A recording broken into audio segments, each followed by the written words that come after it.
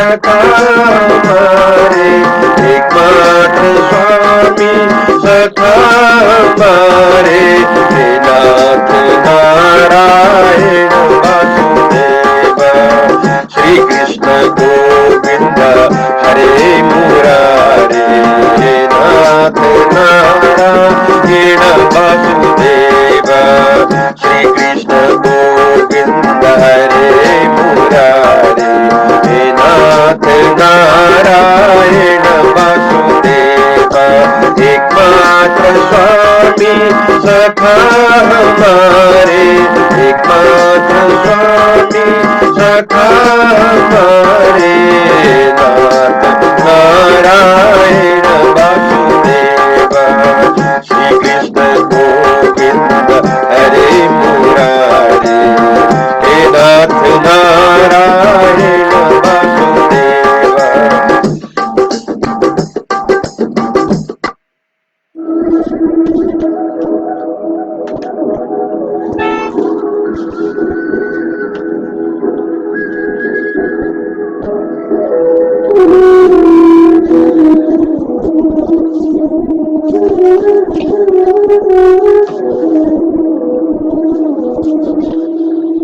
जय श्री कृष्ण। नमस्कार यहाँ ऋषभलाई। आज हम श्रीमद् भागवत छठवां स्कंद को 10वां अध्याय प्रस्तुत करने जा रहा हूँ। 10वां अध्याय प्रस्तुत करने जा रहा हूँ। इसमें वृत्रासुर के साथ इंद्र का युद्ध के विषय में हम श्रवण करेंगे। वृत्रासुर से क्रुद्ध हुए देवराज सुराज, लय दधीचि से वज्रहित अस्ति युद्ध के काज। सुखदेव जी बोले, हे परीक्षित, इस प्रकार इंद्र को आज्ञा देकर विश्वपालक भगवान देवताओं के देखते देखते वहीं अंतर्ध्यान हो गए। भगवान की आज्ञा के अनुसार देवताओं ने दधीचि ऋषि से प्रार्थना की कि अब आप हमको अपना शरीर देऊ। तब देवताओं के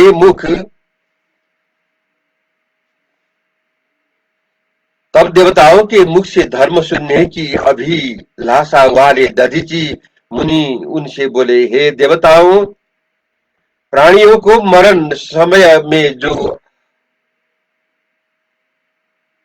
असह्य और चेतना का नाश करने वाला क्लेश होता है, उसको तुम नहीं जानते। जो जीव जीवित रहने की इच्छा करते हैं, उसको अपना शरीर बहुत प्यारा होता है।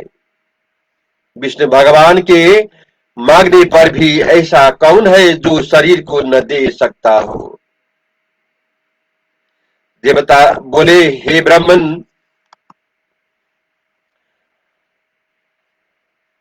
प्राणियों पर दया करने वाले भगवत दृश्य महात्मा पुरुषों को कौन सी वस्तु दुस्तेज है। यह संपूर्ण लोक अपने स्वार्थ में तत्पर रहता है, दूसरे के संकट को नहीं जानता। यदि पराय दुख को जाने तो मांगे नहीं, और देने में असमर्थ हुए वह नहीं करे। दधीचि ने कहा, हे देवताओं, हमने तुमसे यही धर्म सुनने की इच्छा से निषेध किया था।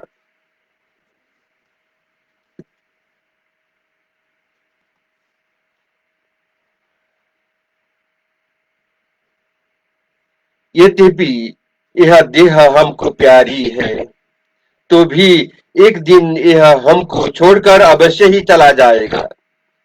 इस कारण इस अपने प्रिय शरीर को तुम लोगों को प्रसन्न रखने के निमित्त अवश्य परित्याग करूंगा। इस प्रकार निश्चय कर दधीचि मुनि ने परब्रह्म भगवान में अपनी आत्मा को एक करके शरीर को परित्याग कर दिया। तदंतर उस शरीर को देवता उठा लाए। तब उस देह के अस्थि लेकर विश्वकर्मा ने वज्र बना दिया। उस वज्र को धारण करके भगवान के तेज से युक्त इंद्र जी ने ऐरावत हाथी पर चढ़ वृत्रासुर की मारने को बलपूर्वक चढ़ाई की। फिर देवताओं का असुरों से महादारुण युद्ध प्रथम चौकड़ी के त्रेता युग के प्रारंभ में नर्मदा नदी के तट पर हुआ। देवताओं का ऐश्वर्य तथा पराक्रम असुर सहन न कर सके और क्रोध के आवेग में काल के समान अस्त्रों से देव सेना पर टूट पड़े। गधा, परीग, बाण, भाला, मुगदर, तोमर इत्यादि शस्त्र देवताओं के चारों ओर बरसाने लगे, परंतु असुर के चलाए हुए वे सशस्त्र समूह देवताओं के पास न पहुंचे, क्योंकि फुर्ती से देवताओं ने आकाश में आते हुए उनके हजारों टुकड़े टुकड़े कर डाले। तब असुर देवताओं की सेना के ऊपर पर्वतों के शिखर और पत्थर की चट्टान लेकर फेंकी, परंतु देवताओं ने उनको भी पूर्ववत खंड खंड कर दिया। यह देखकर वृत्रासुर की सेना के असुरगण अत्यंत भयभीत हुए। हे राजन, विष्णु भगवान की भक्ति से रहित होने के कारण युद्ध में असुरों का अहंकार पर अति शीघ्र नाश हो गया और वे अपने स्वामी वृत्रासुर को छोड़कर भागने लगे। दैत्यों को भागते हुए देख वृत्रासुर हंसकर कहने लगा, हे शूरवीरों, इस जगत में आकर जो जन्मा है उसकी मृत्यु अवश्य होगी, परंतु जब उस मृत्यु से इस लोक में ऐश और परलोक में स्वर्ग मिलता है हुए, तो ऐसी योग्य मृत्यु को कौन पुरुष नहीं चाहेगा। एक मृत्यु तो ब्रह्म की धारण करके योग समाधि द्वारा होती है और दूसरी युद्ध के सन्मुख होकर होती है। दोनों प्रकार की ही मृत्यु इस जगत में दुर्लभ है, ऐसा शास्त्र में कहा है। जय श्री कृष्ण। अब मैं 11वां अध्याय प्रस्तुत करने जा रहा हूं। इसमें वृत्रासुर का विचित्र चरित्र के विषय में हम श्रवण करेंगे। 11वें में श्री इंद्र से वृत्रासुर संग्राम, कहे वृत ने भक्तिमय सुंदर ज्ञान सलाम। सुखदेव जी बोले, हे राजन, भागते हुए उन मूर्ख असुरों लोगों ने अपने स्वामी वृत्रासुर का वचन नहीं माना। भागी हुई सेना को भी देव सेना द्वारा कष्ट होते देखकर वृत्रासुर का अंतस्करण महासंताप को प्राप्त हुआ।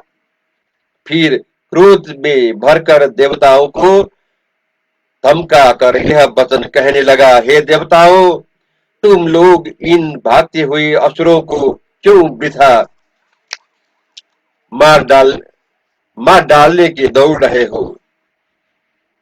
इनको मारने में तुम्हारा क्या पुरुषार्थ है? डर कर भागे हुए लोगों का मारना अपने को शूरवीर मानने वाला, पुरुषों की प्रशंसा करने वाला तथा स्वर्ग देने वाला नहीं है। जो तुम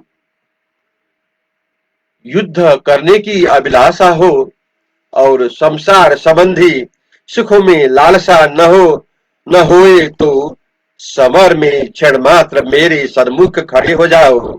ऐसे कहकर क्रोध युक्त अपने शरीर में देवताओं को भयभीत करता हुआ महाबलवान वृत्रासुर गर्जने लगा। वृत्रासुर के उस सिंहनाद से सब देवता वज्र से मारे हुए के समान मूर्छित होकर पृथ्वी पर गिर पड़े। पृथ्वी को कांपता वो त्रिशूल को उठाकर युद्ध में खड़ा हुआ वो मदोमत्त वृत्रासुर अनेक नेत्रों को बंद कर सब देवताओं की सेना को अपने बल से इस प्रकार मर्दन करने लगा, जैसे नरस के वन को हाथी दलन करता हो। तब कुपित होकर इंद्र ने उसके ऊपर बड़ी भारी गदा चलाई। तब आई हुई गदा को उसने लीला मात्र से अपने बाएं हाथ से पकड़ लिया और महाक्रोध करके ऐरावत हाथी के मस्तक में उस गधा को मारा, जिसकी चोट से वो हाथी मुख में रुधिर बमन करते करते संग्राम भूमि में इंद्र सहित 28 हाथ पीछे हट गया। घबराते हुए पर प्रहार करना धर्म नहीं है, ऐसा जानकर उसने इंद्र पर अस्त्र नहीं चलाया। तदंतर इंद्र जी अमृत बरसाने वाले अपने हाथ के स्पर्श से घाव वाले हाथ की पीड़ा को दूर कर फिर युद्ध को तैयार हो गए। अपने भाई विश्वरूप को मारने वाला इंद्र को देख कर उनके किए पाप कर्म का स्मरण करके शोक मोह से पूर्ण वृत्रासुर ने हंसकर कहा, हे अधम इंद्र, यह बड़े मंगल की वार्ता है कि ब्राह्मण तथा गुरु की हत्या करने वाला ऐसा मेरे भाई को मारने वाला जो तू इंद्र मेरे सन्मुख खड़ा है, क्योंकि आज मैं अपने त्रिशूल से पत्थर समान तेरे हृदय को तोड़कर अपने भाई का बदला लेकर उसके ऋण से उऋण हो जाऊंगा।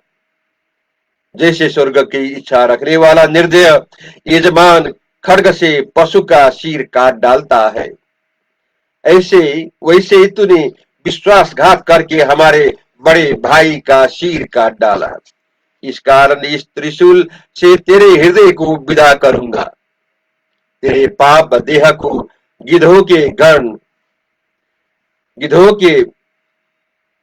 गण भक्षण करेंगे तथा तेरे सहायक देवताओं को भी बड़े त्रिशूल से गर्दन उड़ाकर मैं गणों सहित भूतों नाथों का महायज्ञ करूंगा।